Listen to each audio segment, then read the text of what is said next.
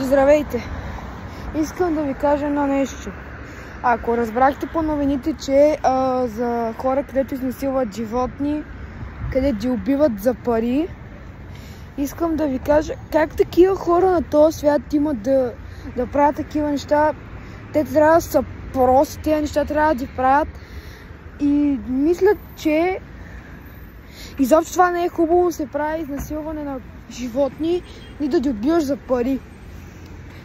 Значи, ако не се лъжа, чух по новините, че е имало, не знам как се казваше, протест имало в София. Аз забравих аз и майка ми да отидем, ама гадно, че убиват животни за пари. Това не го разбирам. Значи, на този свят, как такива хора могат да имат? Сега ще си викате, че тук аз ви говоря тъпоти и да ви кажа, тези хора трябва да изгоним.